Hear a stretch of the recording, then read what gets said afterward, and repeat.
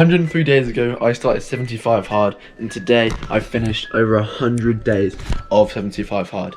So these are the 3 things that I learned during the 75 hard protocol. The first one is that recovery should be trained like a muscle. Doing 2 workouts a day on 75 hard, I cannot be doing like strength sessions and running every session. So it forced me to bring in recovery sessions, which is something that I wasn't used to. So over the 100 days, I started to develop my different recovery training styles, stuff for different workouts, which I knew would work better than others. Hello? Over this 100 days, I have made so much progress in my physique, my strength, and like my running.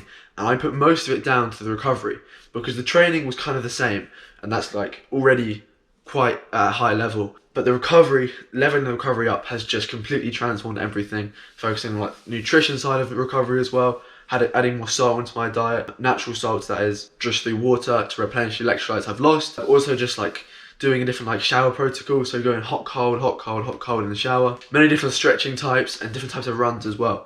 Over this 100 days of 75 hard, I've been recording all the recovery methods and writing about how useful I found all of them. And now, because I finished this 100 days, I've packaged it all up and put it into one nice guide that you can get for free in the first link of the description. It's the top 7 recovery techniques for hybrid athletes. It's great. It's got all the recovery techniques I've just spoken about, basically all my findings over this past 100 days for recovery.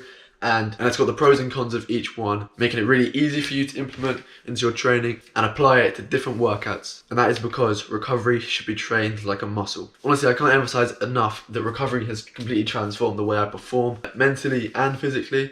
It's like been really nice. Some of the recovery techniques really relaxing, great for your mental health, great for my creativity as well, I found. But also, yeah, just feeling better, joints, muscle, strength, all of that, just being really like on point, you know, like being able to play like football kind of 2 or 3 times a week, tennis, go on a couple runs, hit 5 to 6 like sessions a week. All of that has been like has been given access to me because I focused on the recovery and really found out what kind of like actually works for me and what can work for other different types of workouts. And to be fair, it's pretty fun. Like the shit is good. It's a new like different. It's definitely mixing it up, because like if you just train in gym like every single day for like multiple years, it does get boring. So doing this other stuff is just fun, you know, it's a bit of a refresh, like it's good for your mind, all of that. The second thing I've learned is a bit of a weird one, because it's not actually part of the 75 hard protocol, but it kind of is in a weird way. So if you know it, 75 hard protocol includes 1 progress picture a day, but I included journaling onto that same like tracker.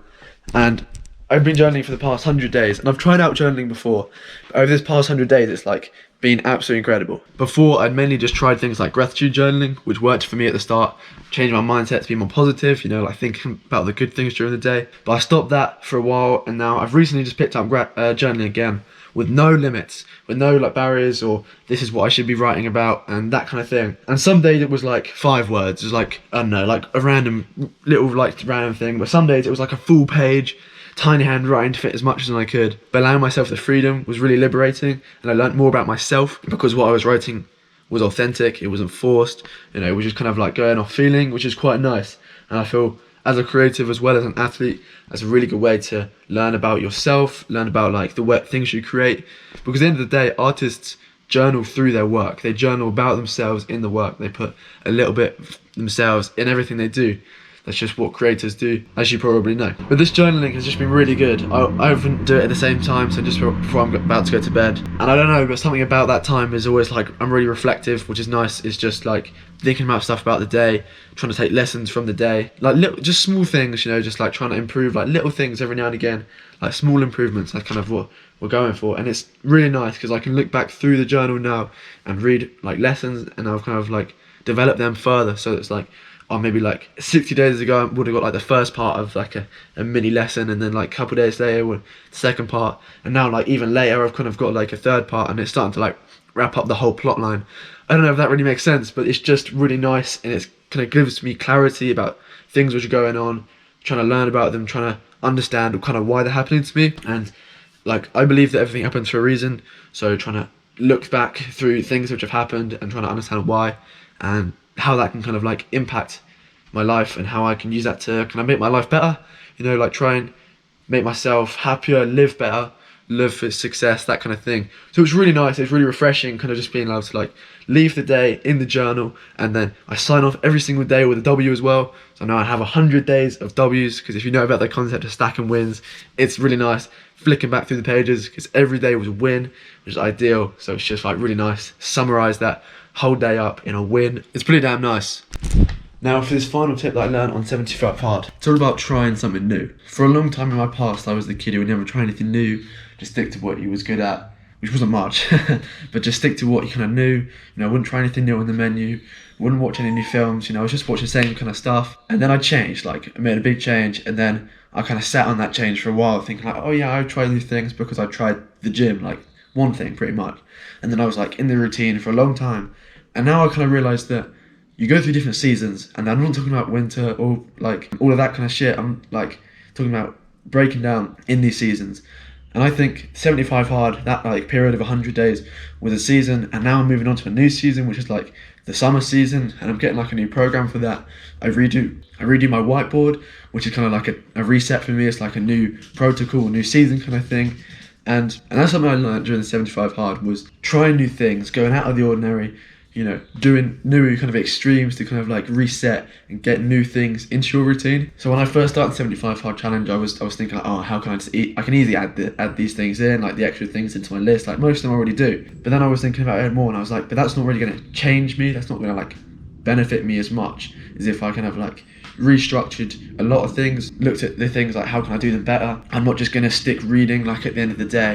I'm trying to, because if I'm reading just before I go to sleep, I'm not going to be like focusing as well. So I'm not going to do that, which I usually do. I'm going to put that during the day. Like what time do I have to wake up to get my workout in? So then like what time do I have to fall asleep? All of that, right? It's like, it's complicated, and I'm not going to tell you everything about it because it's personal to you. You got to fit into your life, your routine. It's not like I can just give you a daily routine and just follow it. Like that doesn't make sense. That's not how it works. But learning that you kind of go through different seasons, and I could have easily just like coped and added these things into my routine, but instead I adapted and kind of like redid my routine because it was entering a new season. I needed to do better with my habits and the things I was doing. So now I'm going into kind of a new season of my life. I've gone like 3 days over the 100 mark of 75 Hard, which is kind of when I was like, all right, I've got to do something new now. And over the past 3 days, I've just been like doing a deload kind of session. So I've been doing lighter sessions, slower runs, that kind of thing. 3-4 day period, just like, it's part of my like recovery thing. It's part of the guide as well. Talks about it all. It's basically like a reset until you're trying to start something new. Because you might know, I did my first half marathon a couple of videos ago. So for me, that was like the end of a thing, and now I want to start something new. And that new thing is the summer program. Summer protocol, getting outside, getting tan, getting bigger, getting fitter, all of that. It's basically the same goals, but just like in a different kind of way. And I'll have my next video about it, so I won't talk about too much about it now.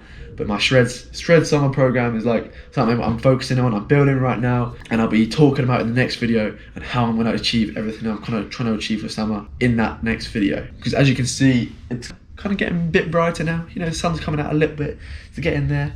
I'm looking forward to these longer runs, these like calisthenic sessions outside, but I don't want to spoil it because I'll talk about that in the next video. While doing this routine as well, it became easier to do the hard things than to not do them, because I've been doing them for so long. So at the start, when I hadn't done the routine, it was like hard to stick to the things, and I was like, oh, this is really difficult. And it was like 3 or 4 weeks, oh my god, this is still really hard.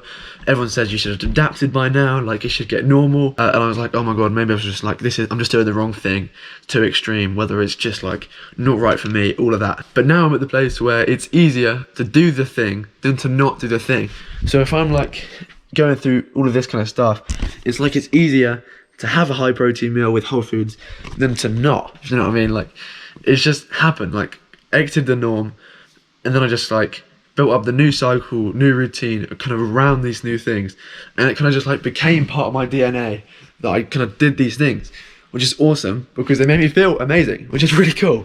And they're like the reminder that I gave myself was like, oh, keep going with these, they're gonna make you feel better, like you're gonna feel awesome just in a few weeks. And I did it exactly that. And now I feel like I'm in that thriving effortlessly stage because I'm doing these harder things which aren't easy, are difficult, they're like good habits, but they make me feel awesome, and they don't take too much like mental strain to do anymore because they've just kind of like, because I've gotten used to them. And I'm really grateful to get to this stage because for so long I wasn't, and it was just like such a drag to do these things. But that's where I can see so much growth is from doing the harder things, from putting myself in discomfort and growing. And that's something I wish I could tell my younger self, was just stick with the hard things. They'll pay off. It'll pay dividends down the line. And I know now, where I am now, these things will pay dividends years to come. And that's like quite exciting, because you know that what you're doing now is benefiting your future self.